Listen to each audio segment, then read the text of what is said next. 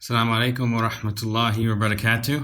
My name is Justin Parrott, and I'm here for the Yaqeen Institute to give you a behind-the-scenes look at my paper coming out, inshallah, on abrogation in the Qur'an, or naskh. So abrogation in the Qur'an is a controversial topic just because people don't understand it very well. And what I showed in the paper is the nuanced way that the early Muslims understood abrogation, and how some verses apply to one situation and then other verses apply to another situation, and they didn't have this idea that verses of the Quran were canceled. So I try to explain that confusion and show how that plays out in the classical sources and the early sources. But I also didn't want to approach this as just as an apologetic activity, or just defending the idea of abrogation in the Quran, or just defending the Quran. And I wanted to show how it is actually, abrogation is part of the wisdom of the Quran, and there's more evidence that the Quran comes from Allah because of the way this applies. For example, to the issue of alcohol, and how alcohol is gradually prohibited, and I show how that is a wise way to deal with alcohol when you're looking at the individual or you're looking at the society. It's not simply a black and white issue. Alcohol needs to be gradually tapered out of a society or out of an individual as well.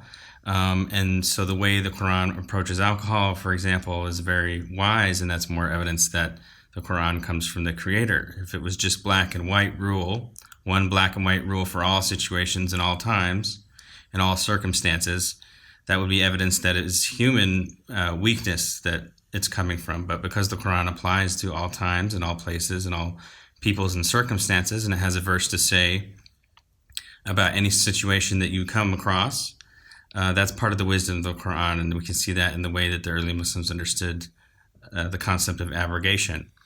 And then at the end of the paper, I talk about how abrogation relates to the controversy of the so-called verse of the sword. So you have verses in the Quran that talk about compassion. You have verses in the Quran that talk about fighting and justice and defending the innocent.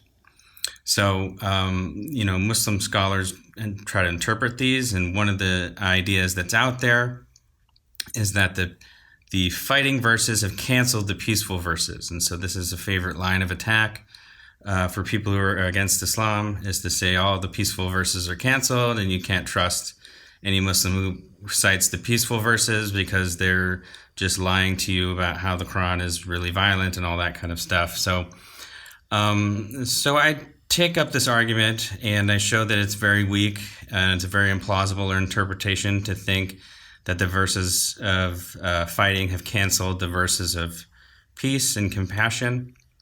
And I also show that that's not how the early Muslims understood the Quran either. So when I'm making this argument, I'm trying to go back to the roots and to the classical sources and the earliest sources as I can. I'm not trying to do any modernist interpretive gymnastics, so to speak, introducing modernist, innovative, interpretive methods to make the Quran peaceful. And no, I'm saying the Quran was always peaceful, and the Muslims always understood it to be peaceful. And then I explain what it meant when some of them, not all of them, but when some of them said the fighting verses abrogated the peaceful verses. So that's the summary of the paper. I hope you like it, inshallah. I'm really excited about it coming out. And as always, I'll be available for your questions and your follow-ups, and I just really hope you benefit from it, and ask Allah to benefit me and all of the Muslims through it. May Allah bless you. Assalamu alaikum wa rahmatullahi wa barakatuh.